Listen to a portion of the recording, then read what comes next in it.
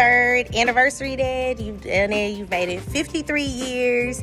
You've overcome so much, not just in life, but through it all, you've had to endure so much during your pastoral journey. I think for the motto of still standing fits perfect.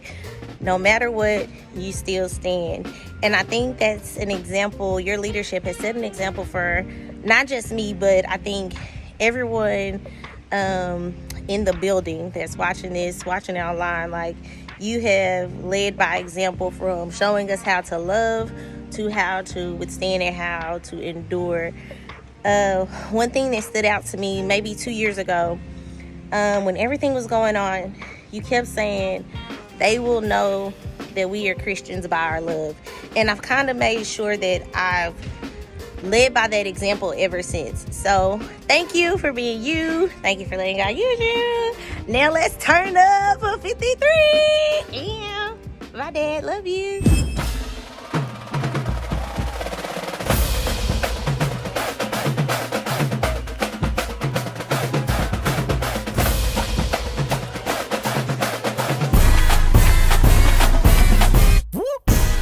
Today is an amazing day because we get the chance to honor an amazing man of God. Pastor Ricky Rush is the proud pastor of the Inspiring Body of Christ Church, and for 53 years, he has been a gift to the world. Pastor, you have spent your entire life putting others before yourself, and today, we just want to say thank you. Thank you for all that you've done, and thank you for all that you did not do. You did not give up. You did not throw in the towel. You did not quit, and we won't either. We love you, Pastor. Here's to 53 years of preaching and many more to come. Still standing.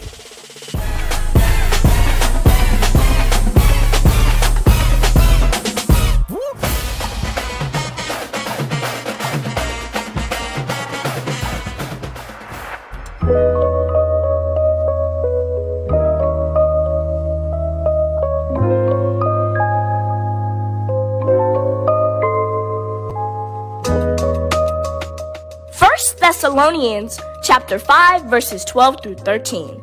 And now, friends, we ask you to honor those leaders who work so hard for you, who have been given the responsibility of urging and guiding you along in your obedience. Overwhelm them with appreciation and love. The year was 1970, and a young 10-year-old boy decided to answer the call of God on his life. Ricky Glenn Rush didn't know what God would do, but that didn't matter because you don't have to be great to start, but you have to start to be great.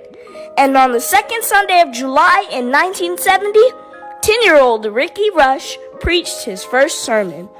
Pastor Nathaniel Fanar was the pastor of North Park Missionary Baptist Church in Dallas, and this is where it all began. It kind of went like this. The first night I was to preach, I came up in the pulpit. And then you can help me understand. I was sitting in the chair. I finally got to sit in the chair, and they put some soda water boxes right there. We built you a soapbox. Some soapboxes, and I was stand up on top of it. Stepped up on it. And when I was standing up on the thing, I came out of that little church. You weren't ever allowed to get in this pulpit. Oh, no. I was sitting up. I came out of that pulpit. So you built me a stand right there. Sure. That's history right there. Everybody talks about the stands that I used to stand on, soda water boxes. That's the creator of the Pastor Ricky Rush step stool concept. I put about 3 or 4 there, and I stood there, and I preached that sermon. And boy, the house was packed out, and we had a good time. And that was where it started. As Pastor continued to think about his childhood, there was one place he had to visit.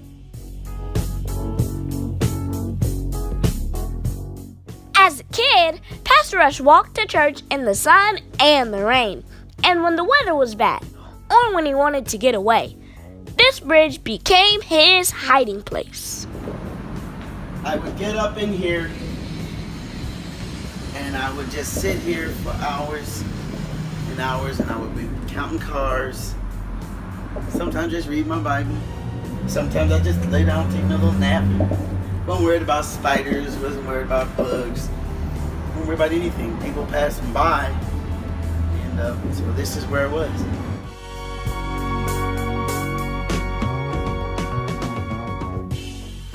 As we ended our field trip, Pastor Rush was honest about how many times he wanted to quit as a kid minister. But there was one main person in his life who refused to let him give up. That person was his sister, Sharon. My name is Sharon Rush Pearson, and as a proud member of IBOC, I want to say that my pastor has been such a good inspiration to me, and I love him so much. As a big sister, you know what? I could give him a look, and he would know what was up. I practically raised him after our mother passed. I'm so proud of him. I remember the time we were popping firecrackers in the front yard, and Mama and Daddy went out of town. And I told Ricky, I said, put them all in your hand and see what they'll do. Okay, he did it. And before you knew it, they had all popped. And my eyes got big. Of course, I knew I was going to get it, because I know Mom and Daddy, they didn't play. I told Rick, I said, please don't tell it. Please don't tell. But he never did. Well, he took that bullet for me. Just like Christ died for us. He is definitely a child of God. And I love him so very much. Servant, well done. Creative, innovative, passionate, and crazy fun. These are just a few words to describe our pastor, and we are so proud of you. You have been a fearless leader, a fantastic preacher, and a fabulous teacher.